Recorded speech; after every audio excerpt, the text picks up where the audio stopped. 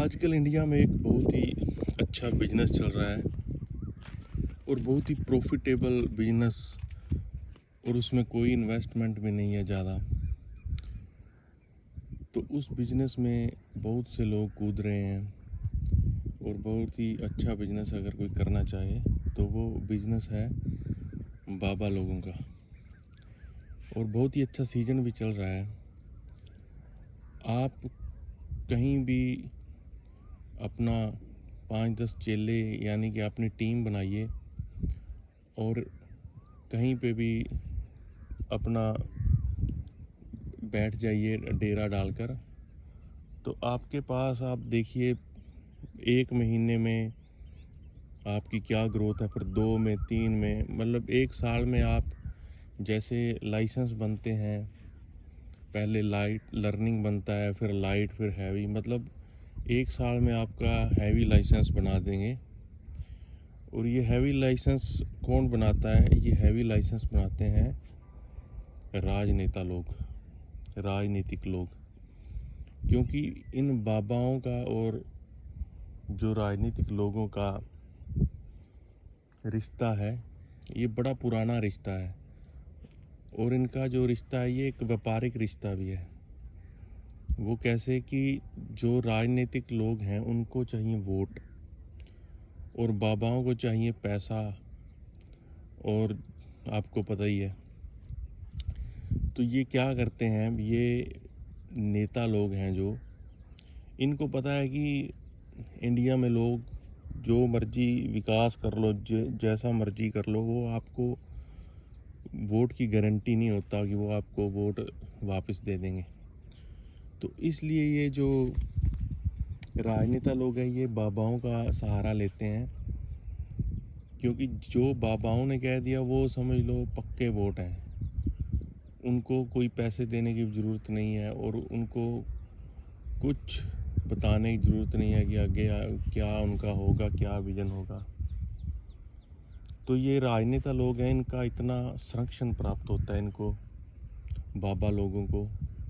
आपने देखा ही है, हर स्टेट में, हर शहर में ये बाबा लोग हैं। आपको अभी तो चलो सोशल मीडिया है तो हमें पता चल रहा है, लेकिन जहाँ पर सोशल मीडिया हम मतलब हर आदमी की पहुंच उतनी नहीं होती कि सारी सोशल मीडिया को वो चेक करे। लेकिन जहाँ जहाँ आप देखो आपके एरिए में आपको ये फर्जी बाबा ज़रूर मिलेंगे। तो अगर इन फर्जी बाबाओं को राजनेता लोग संरक्षण दे रहे हैं तो इसका हमें मतलब समझना चाहिए। इन राजनीतिक लोगों को बाबाओं से वैसे कोई मतलब नहीं है। उनको पता है कि ये लोग मूर्ख बना रहे हैं लोगों को, और बना राजनीतिक लोग भी रहे हैं। लेकिन जो ये मूर्ख बनाते हैं, इनका एक फेथ लेके मूर्ख बनाते हैं। जो उनका फेथ लेते हैं उनको डरा कर इनका फेथ बनाते हैं, तो वो फिर कहीं भी भागता नहीं। वो एक पक्का मतलब उनका वोट बैंक बन जाता है। और ये बड़ा एक भयंकर रूप ले रहा है। मैं देख रहा हूँ जो छोटे गांव से लेके कस्बे से लेके शहर तक, जो थोड़े कम पढ़े लिखे लोग हैं, बेचारे भोले लोग हैं, जो थोड़े जिनको अभी ज़्यादा मतलब उनको पता नहीं, वो सबसे पहला जो उनका वार होता है उन पे होता है।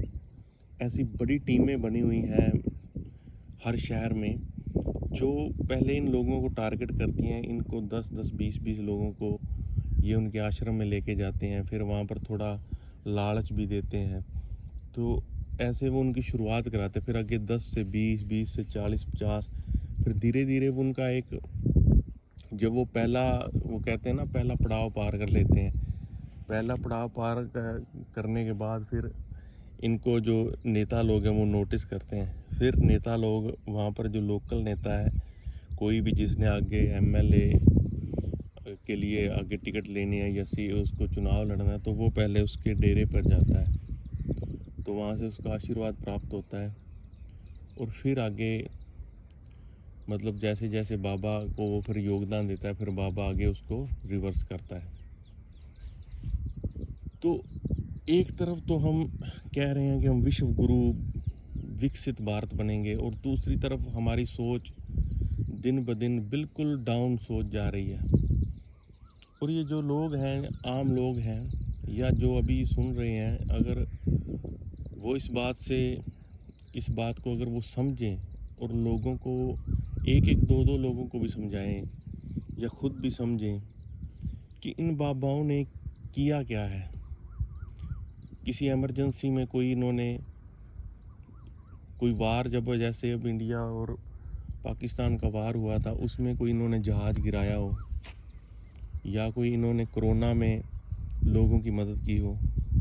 मतलब कि इन जो बाबाओं से कुछ भी होता नहीं है। मतलब कि ये तो जब कोई इमरजेंसी होती है तो दुबक के अपने घर में बैठ जाते हैं, लेकिन फिर भी बेचारे लोग इनके चुंगल से निकल नहीं पा रहे हैं।